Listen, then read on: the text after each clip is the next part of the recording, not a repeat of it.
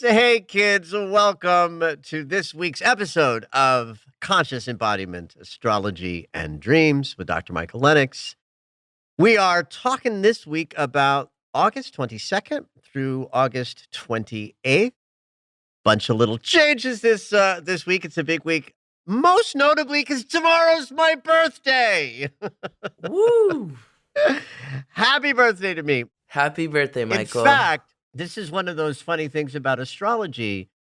I'm a Leo sun, born on August 23rd, 1963, at around 4 p.m. Eastern time in New York State, upstate New York. And people have this tendency to think of sun sign as connected just with the calendar date. But the sun will move into a new sign at the middle of any day. And in fact, in this decade, at our current moment, the Virgo mansion starts on the 22nd of every month. So we are entering the Virgo mansion today.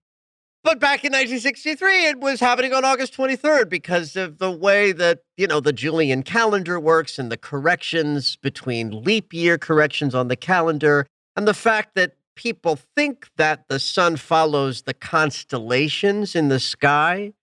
That's not really accurate. Like, we reset at 0 degrees of Aries at the spring equinox. And then it's just a 360-degree journey divided by 12 equal 30-degree swaths. It's not, the sun's movement does not correlate to the stars in the sky. Just one of the things that happens when people want to dismiss astrology. They're like, well, that's not really where things are. It's like, yes, I know. That's not the point. The point is we start our year off at the spring equinox, and then every 30 degrees of movement is the next sign. And so Virgo as an archetype isn't so much about the stars that make up the Virgo constellation. It's that it's 30 degrees of movement from the vernal equinox. Every 30 degrees has led to a new sign in this beautiful symmetrical division of the 360-degree circle into 12 equal parts. Are you what they would call a cusp if you're towards the end of this degrees? That's another. Let's dismiss another stupid, horrible, astrological piece of bullshit out there, which is cusp. I've heard people use this so much. Oh, yeah, I'm on the cusp. It's like, yeah, no, you're on the cusp of nothing. You're on the cusp of an idea that doesn't fit into astrology. So here's what cusp consciousness is. It's the idea that a person born towards the end of a sun sign is going to vibrate with the sun sign that they're in and where they are heading, like the sign that the sun would be in 2 or 3 or 4 days after birth. Right. Well, I don't know where this idea came from because it doesn't come from astrology. It comes from newspapers where last century, the newspapers were putting out these horoscopes to attract readers with a fun little astro tidbitty thing. And so everybody got very hip to that they have a sun sign and what sign the sun is in when they're born. And so this idea of cusp got introduced to the zeitgeist psyche of what astrology is. But for astrologers, your sun sign is your sun sign. In fact, at the 30th degree of any sign of a planet in any sign, there's a quality called anaretic, which is mastery of that sign. You're at the very last degree of a sign, you're not looking where you're going. You're actually turning around and saying, have I covered everything that this sign has to offer? And that's the kind of Leo that I am. 30th degree of Leo. I'm all Leo. And I have Mercury in Virgo. So people think, oh, you're very Virgo because of the way you communicate. At any rate, the Virgo mansion starts today. The mansions of the zodiac are not directly connected to the stars that make up the constellations that the sign refers to.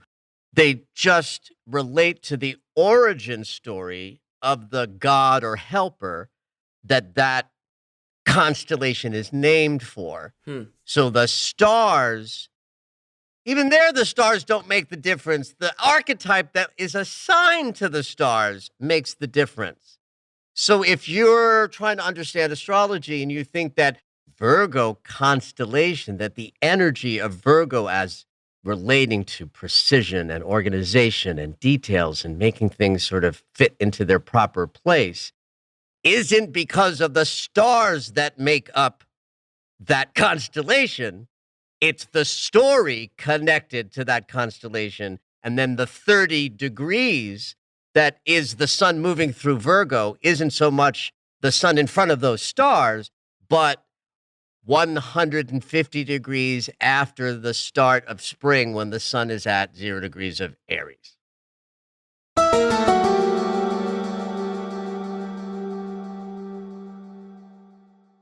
So Virgo is indeed the mansion where we are focused on organization, precision, details, putting everything into their proper place.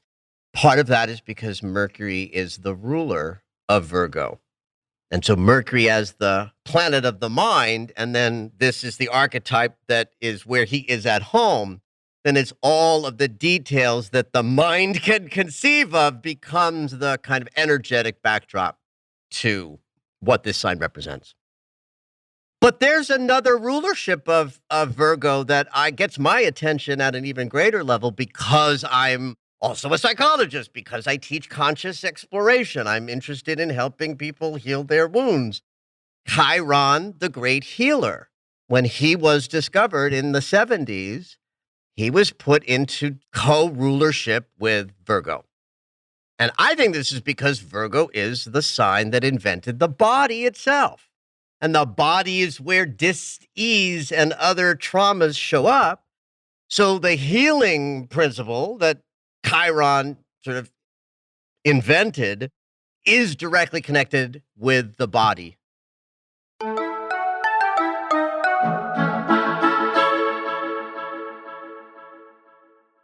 I love actually to talk about my sense of the signs and their elegant order when talking about Virgo for a reason that I think will be obvious when I'm finished with my example. But the first 6 signs of the zodiac, Aries through Virgo, represent our relationship to self. Then when we get to the 7th through 12th signs, Libra through Pisces, those are the signs that relate to the outside world, how we relate to our communities, large institutions, and what we do publicly. I believe that it is helpful when wanting to understand how archetypal thinking works to follow the evolution like this. Consciousness starts out in a void. There is nothing. And that's essentially the energy of Pisces. And within that void consciousness, there's one thing that rises up out of that that says, I'll go, I'll start, I'll dive into that void. And that's the energy of Aries, the fire cardinal sign that says, boom, I'll jump in first, even though I don't know where I'm jumping into the void. And once he does and springs up and says, I am, we exist. The very next sign is Taurus. Taurus says, well, glad that I am, but where am I? Taurus, grounded earth, says, okay, we're in the land of form. It's a loving place, Venus ruled, but we are somewhere. We've landed. Gemini comes next and says, okay, well, now that we're here and we know where we are, we got to talk about it, because how else are we going to connect if we don't have mind, thought, language, communication? Cancer says that's all fine and good, but if we're not safe, we won't be able to continue this process. So I'll create a consciousness of protection, nurturance, and sustenance. Leo next says, great, because the whole point is for us to have joy and fun and play and dance and move and be creative and expressive. And Virgo comes along and says, I think I got it. Here's a body. You now have a body in which you are somewhere grounded. You have thought and connection. You know how to be safe and protected and sustained. You find a dance to dance and you dance it with all your gusto. And you do that because you have a body. And that body is organized and has all sorts of systems in it, which is, again, a way that the Virgo mansion is about physical health, how the body works, healing processes, and the fact that the body is the Merkaba that gets us through this consciousness experience. And it's also the only aspect of ourselves that's always present in the moment. The body can't be in yesterday or to tomorrow, but our feelings and our thoughts can. Mm. And that's where all the suffering begins, is when we ignore the fact that our body is telling us where to put our focus. I like to say sometimes where, if you're suffering with I don't know what to do, I sometimes say, well, look at your feet. Where are your feet? Your feet tell you what's needed and demanded of you in any given moment to stay in the present moment, because that happens at the level of the body. Oh, I haven't heard that one yet, but I'm gonna think on that a little bit, and at some point in the next year, I'll talk about the journey from Libra to Pisces, which reflects our outer experience and how we as individuals, created from Aries through Virgo, move and have our interactions, in the collective. So for the next 6 weeks, our conscious awareness is focused on putting things in their proper place. If the last couple of months was a little bit like Humpty Dumpty crashing down off the wall into lots of different pieces, this is the reconstruction couple of weeks where we do some healing, put things in their proper place, and figure out all the details of what's demanded of us.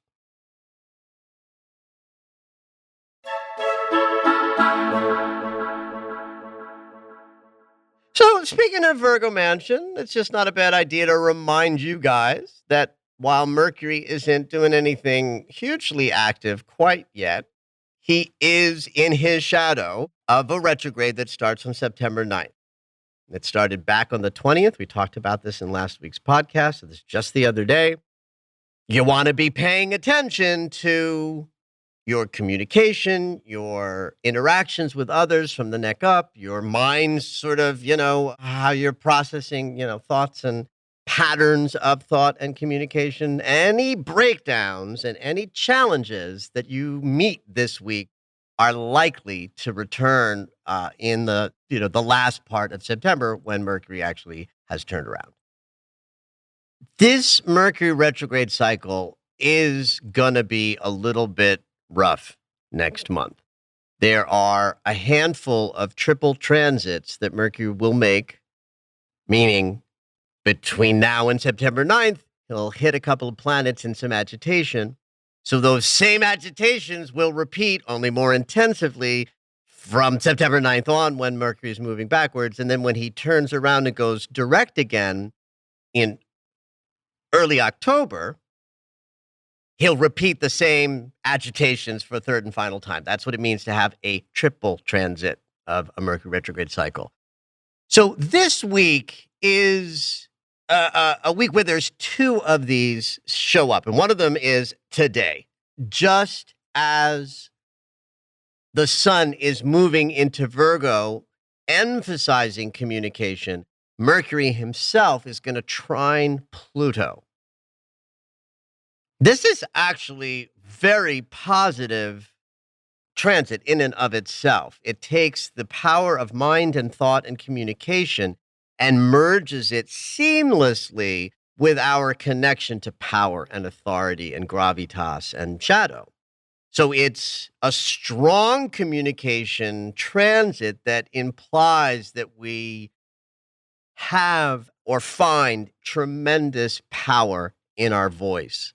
So you want to look around Sunday, today, tomorrow, and even if you listen to this podcast later in the week, look back to Sunday, Monday, Tuesday, and look for moments of great sort of power and efficacy in your communication might lead to some places or themes or ideas about negotiations that you're in that will be part of the Mercury retrograde, where you're actually having some sense of power and persuasion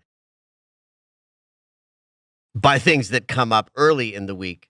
And then towards the end of the week, Mercury is going to sesca square the north node of the moon. This peaks on like Friday, and it'll highlight inconvenient communications, the necessity to make contact and interact to further something you're trying to create. The North Node is always about connecting with others and moving your agenda forward. And Mercury means it's through thought, mind, or conversation. But the agitation of 135 degrees, the sesca square, means there's friction, frustration, little bit of breakdown, or a kind of have to in your communication needs. So it's interesting. The week starts out with powerful communication and sort of finishes up with some agitations in communication. And both themes may reveal stuff that you're going to be working on at a deeper level in the second, third, and fourth week of next month. So pay attention to every conversation, every thought form, because trust me, you're going to be dealing with these themes again next month.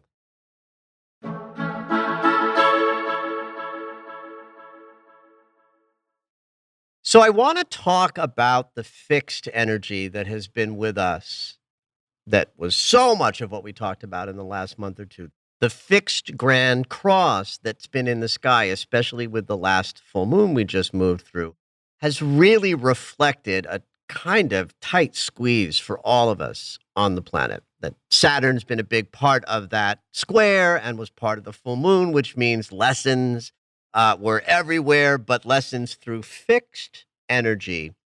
They're fucking hard. Right, because the lesson is going to have something to do with hitting the wall and finding a way to climb over it, go around it, or blow it up somehow. Because fixed energy can't fluidly move around things like mutable energy can. Fixed energy can't start something new like cardinal energy can. So the whole point of fixed energy is bumping into the wall where we say, screech, stop, the old way didn't work. We got to try something new. And it's going to be hard to initiate anything new because we have no cardinal energy. And it's going to be hard to maneuver successfully in a fluid and transitional way because we don't have a lot of mutable energy. So we're all bumping into walls. And the the process forward for the last 2 months has been through the lens of conflict and obstacle. We learn and we make new and powerful choices. In fact, one could argue that there's a lot of freedom that's been generated for people in the last month or two to start new things, and even suddenly and radically, because one of the fixed corners is Saturn, the teacher, in Uranus's sign of Aquarius, which says, I need something new. I need freedom. I don't have freedom. This fixed energy is squeezing the shit out of me. I either got to fall down under it or find a way to try something new.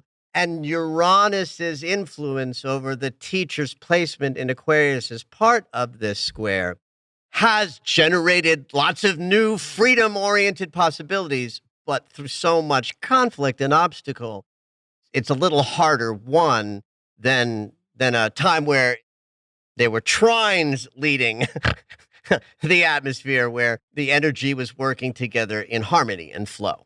Mm-hmm. So I bring this up because it's somewhat accurate that the peak of the square, the fixed grand cross, was last weekend, when the sun opposed Saturn on like the the 14th of August. I remember it was a Sunday. So last Sunday, Sun and Saturn opposed each other, creating the final, kind of final, because this is a bait and switch, a final sort of moment of awareness of what this process has led to.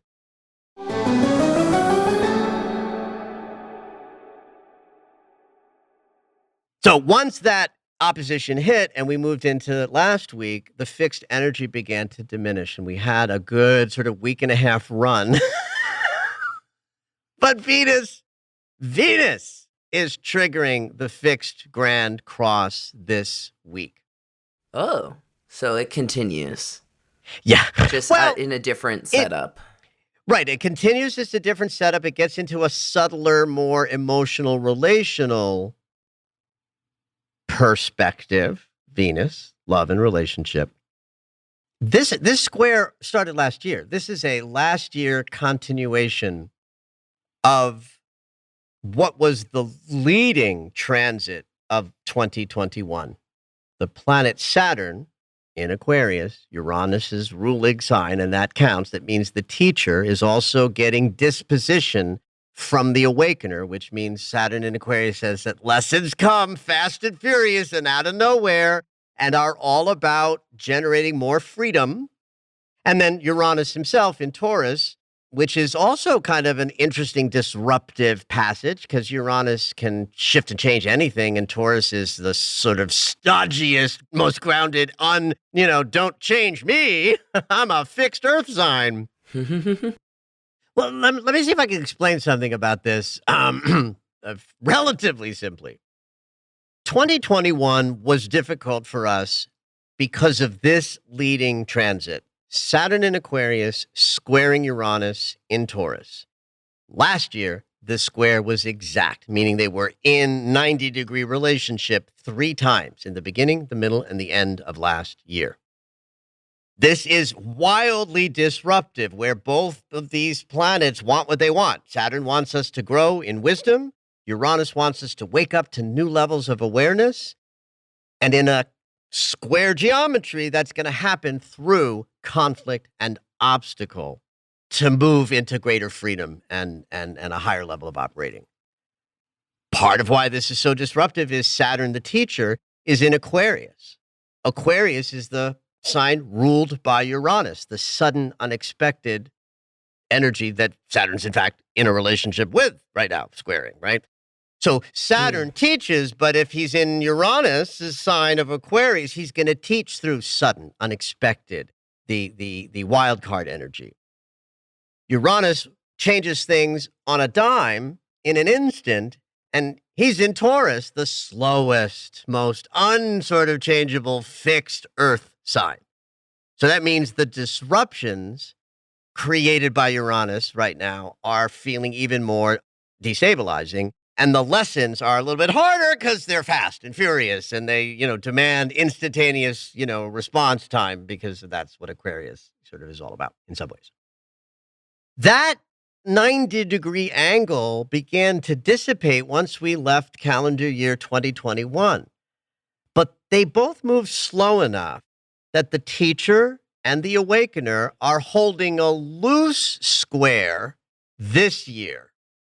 So that when the nodes of the moon changed signs in January of 22 and moved into the fixed signs of Scorpio and Taurus, we knew that the collective movement of all of us was going to bump into this square of learn your lesson through fast and furious destabilizing change. Things will change beyond your ability to feel like you can handle it. That's Saturn and Uranus respectively.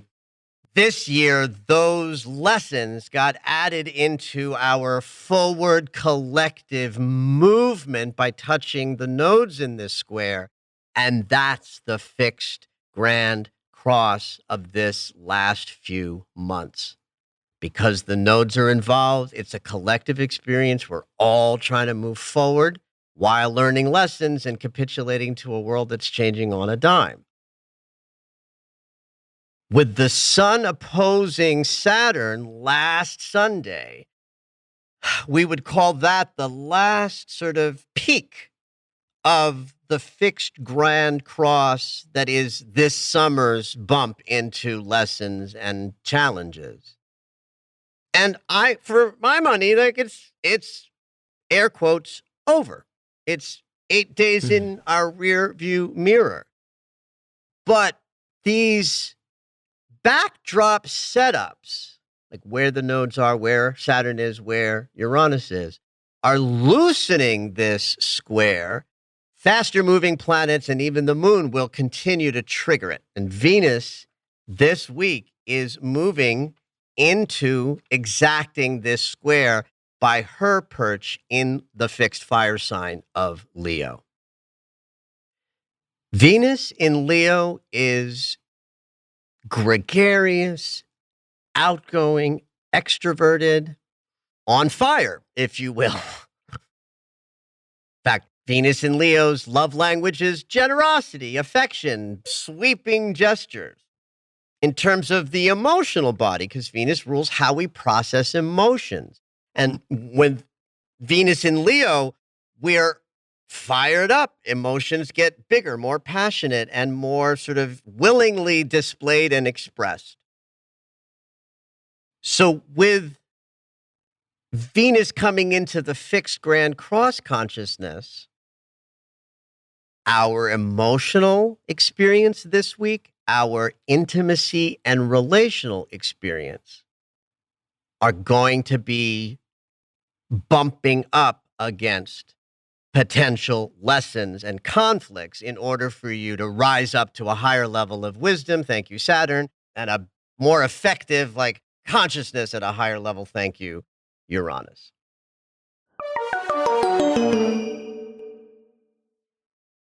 So this is all like a Wednesday on thing. So pay attention to your emotional experience and your relationship dynamics, because when we get to Wednesday of this week, Venus will square the nodes. So we're likely in the middle of the week, if there is a relational narrative for you that's in some conflict, because this won't hit everybody in exactly the same way. Wednesday might feature the sort of the bumping up against the wall of something has to change in order for you to move forward more powerfully. And the same day that Venus sort of puts on the brakes and says, stop, work on, your intimacy and relationship consciousness, she will also trine Chiron. So all of the healing, emotional, and sort of psyche-oriented explorations we've been doing in the last 2 months might show up as healed spaces within your intimacy and relationship and emotional experience that now are allowing you to confront the things that need to change. The very next day, Venus will square Uranus.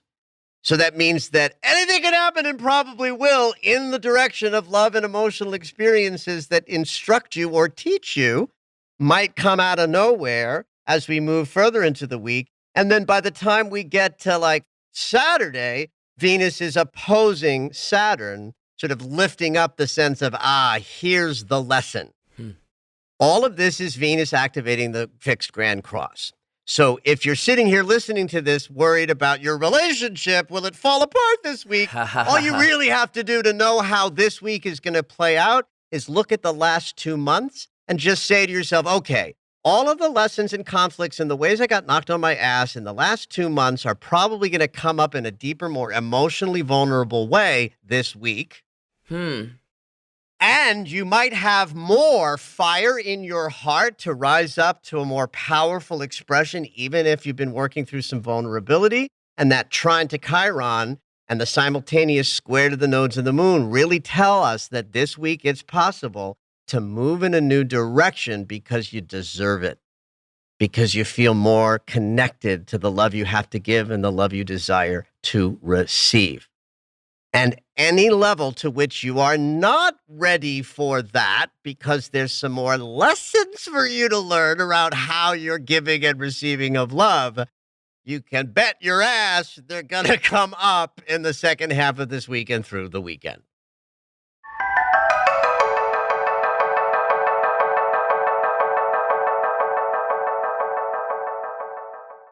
So just as we're getting sort of treated to the next level of our emotional learnings, courtesy of Venus's movement, we also move through our next new moon. The new moon in Virgo happens the 27th at around 1:27 a.m. Pacific time.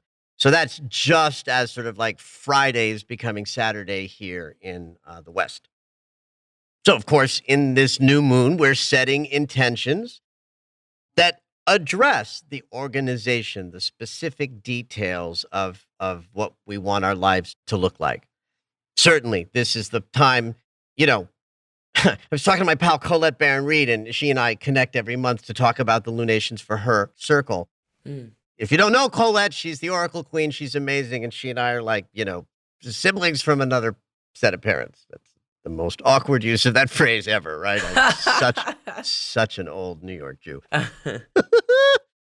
We were joking. I was joking, but maybe not. That this is really the new moon that ought to replace New Year's resolutions.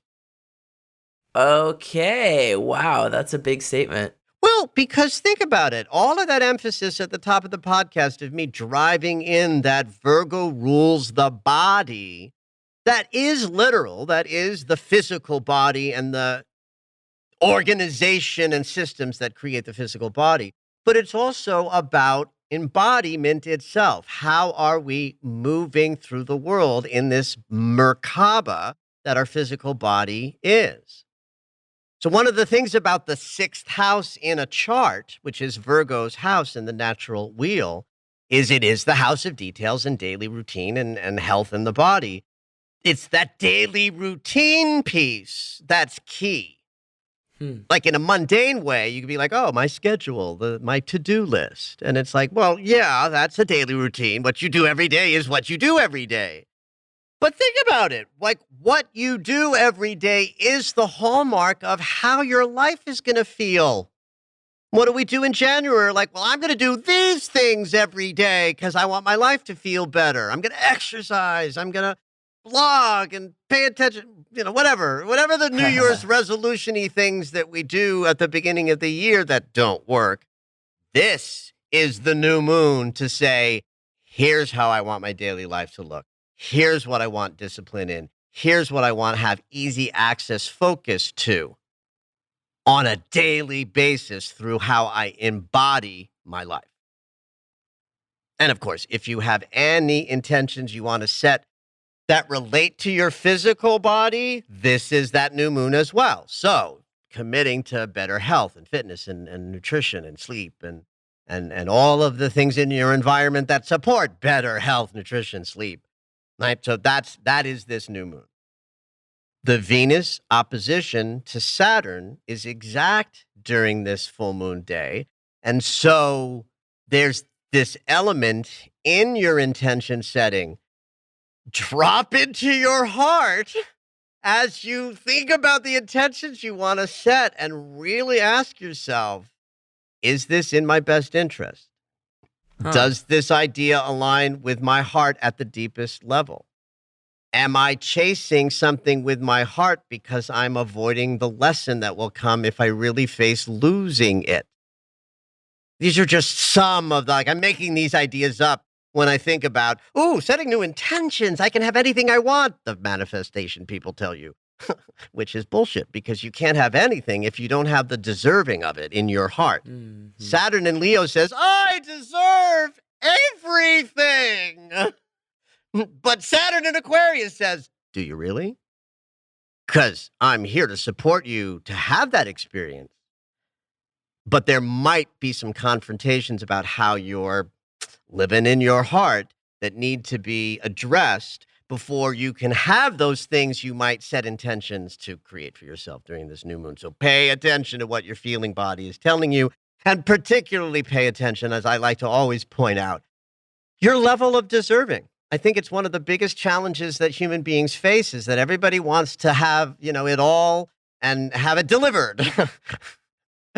And social media tells us you can be famous for fucking nothing. Which is then antithetical to the fact that if you have a desire for something and you do not feel that you deserve it, it cannot come and it cannot sustain itself. And that's a big part of what I would like my listeners and followers to be paying attention to this weekend while you move through this new moon is taking a look in the mirror and saying, do I feel I deserve this? And if I don't, what do I have to learn or do or move through to find the deserving that's below?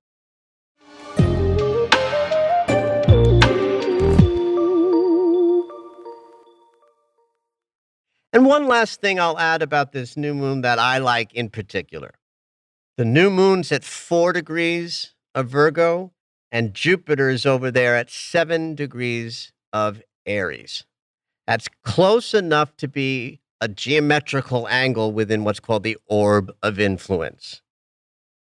And the angle that they make, the angle from Virgo to Aries, is the great eliminator. The 150-degree angle called the inconjunct, or sometimes the quincunx. Which I don't like. I have never heard you use that word. I don't like to use that word. Would you want to use a word that has too many consonants and one of them is an X? That's a wild That's one. A mouthful word. Quincunx or inconjunct. But I like to call it the great eliminator angle because that tells us what we're doing. We're eliminating something. We're in a fork in the road. We're leaving something behind for something new. And so if we've got a new moon, sun and moon together, conscious awareness and our unconscious impulses lined up in the same place, perfect setup to plant a seed of intention into the fertile soil of the law of manifestation, which lives inside your unconscious. That's why sun and moon together are so powerful. And they're staring back at Jupiter that says, yeah, you can have anything you want. I'm here to bring you all the cash and prizes. But there's a caveat. You might have to let something go. You might have to change your plans. You might have to move in a new direction.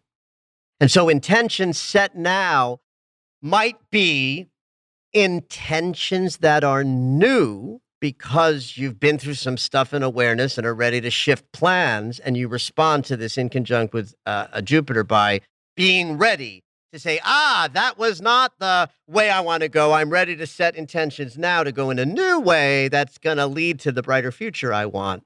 And it's possible that intentions you set will respond to this in conjunct and not come to fruition because they weren't yours to begin with. But I'd like to sort of focus on the one that says, if you play your cards right, you can have anything you want.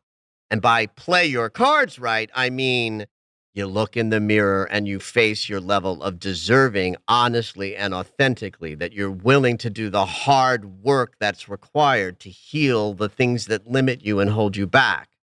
And think about all of this as you're setting powerful intentions for what you want your day-to-day life to look and feel like from here on out. Make it big, make it powerful, and have at it.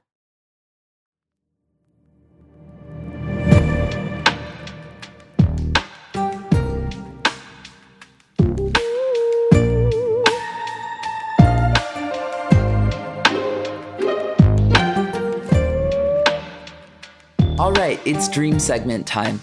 Every week, Dr. Michael will interpret dreams that are sent in via email or take a live caller. If you would like your dream interpreted on the podcast, you can go ahead and email us at dreams@michaellennox.com. Hopefully your dream will make it onto the show.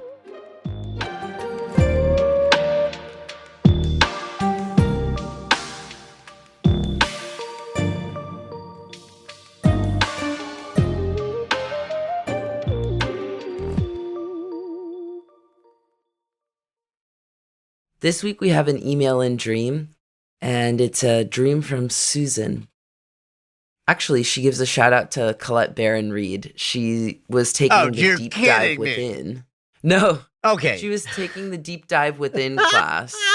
She just completed module 2, and then the following night had a dream that she's having a difficult time finding the message in. All right. This is fantastic.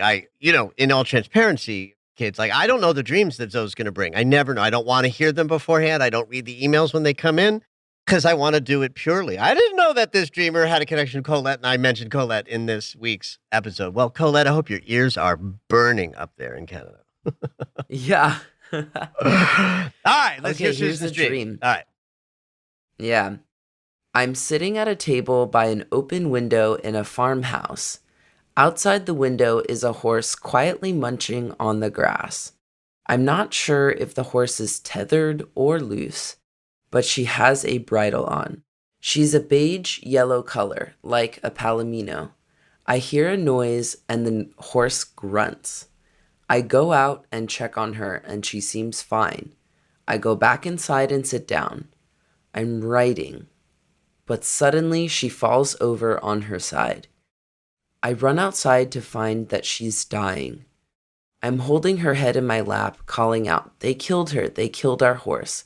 And then I wake up. There's a lot of symbolism here. Usually the message comes to me after a few days, but this one is puzzling. Blessing and light, Susan. So just remind me, Zoe, that Susan had this dream as connected to some sort of a deep dive that she was doing in Colette's world? The night after completing her module 2 for Colette's deep dive. Yeah. Well, I love that. Yeah. Well, let's start with the farmhouse, right? Because that's the general setting. We're in a farmhouse, right? So anytime that we're in a dream that involves a home, then the theme of the dream is going to reflect that person's sense of self at the time of the dream, or the sense of self that the dream sort of is saying, this aspect of self here, look at this. So there's always lovely distinctions about the different kinds of homes that might then show up in a dream. Like even a hotel or a motel is a home dream, but because it's a temporary residence, we would go with like transitional moment of self or a self in change and some shift. Mm-hmm. So a farmhouse connects directly to things like grounded authenticity, a self that knows how to nurture itself.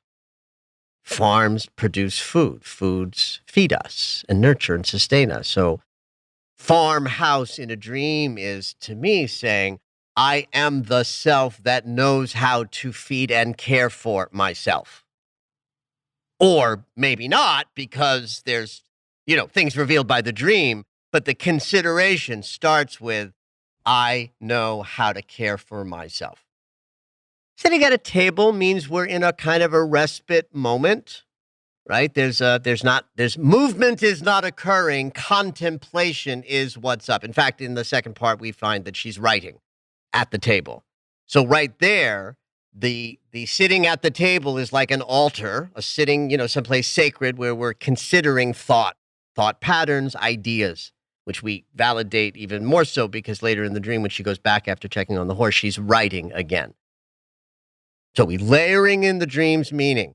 Self that knows how to care for self is in a restful moment of consideration, not movement, but contemplation about like, who am I at this moment? What are my thoughts about caring for self? There's something about the window being inside the house and looking out that might have something to do with this dream reflecting how Susan perceives something about the outside world. Right? That's what windows do. Windows don't put us into the environment we're looking at. They open up knowledge about what's outside our environment. So she's inside the house, which means she's in her sense of self. But by looking through the window, I'm going to say that what she's seeing outside of the window might, and I emphasize might because it's not my dream and Susan's not here to sort of back and forth about it, might include aspects of herself as it relates to how she moves about the world, because something's happening outside the house that she's seeing through the window while writing about her thoughts. So the writing at the table is Susan in consideration with thought paradigms and structures and ideas.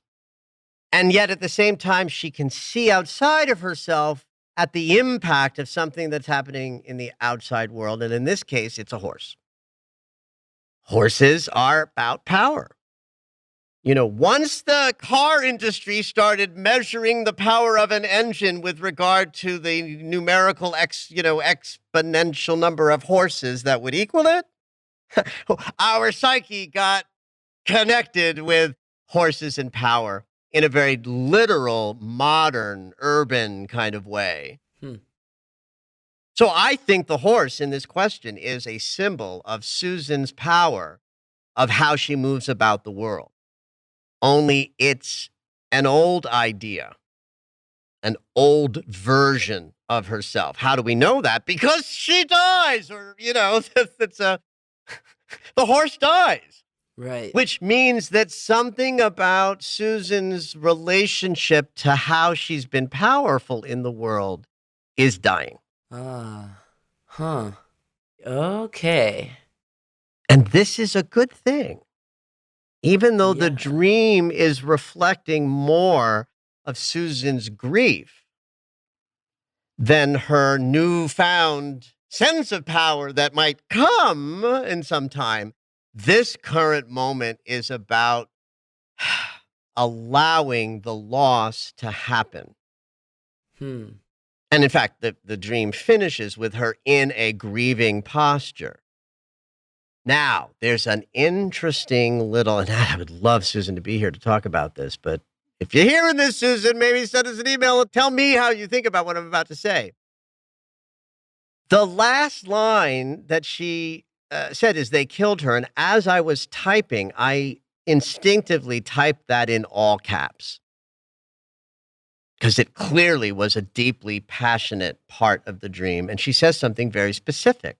They killed her. And so now I'm wondering how this dream might be reflecting Susan's challenges around how to be powerful in a world that is falling apart. How to be powerful in a world where women in particular are either rising up into a greater expression of power while also trying to figure out a world where there's a swath of women who want to stay subjugated in old patriarchal ways. It's just such an interesting and confusing time around power and power in the world, and I think for women more so. And so I think that they killed her might, and I have to say might because, again, it's not my dream and Susan's not here to reflect what I'm saying. I think the dream might be partially coming up as we all have to grapple with, and Susan may be grappling with, how am I going to be powerful in a world where my old ways of being powerful aren't going to work any longer? And so Susan's dead horse does mean there's a new power being born. It just hasn't shown up yet because we're still in the process. That's what the dream is telling us. And I just would love to see if this idea of what pops out of the dream for me might be part of what Susan is grappling with in this dream when she says they. Who's they? Well, yeah, I was wondering that too. Well, and that's what I mean by I wish we had Susan here. I'm saying if this were my dream, the they would be the outside world that is disempowering to women. And we all have to find ways to rebirth how we move about the world in a powerful way because the world is changing so fast, so rapidly, and so, in such a destabilizing way.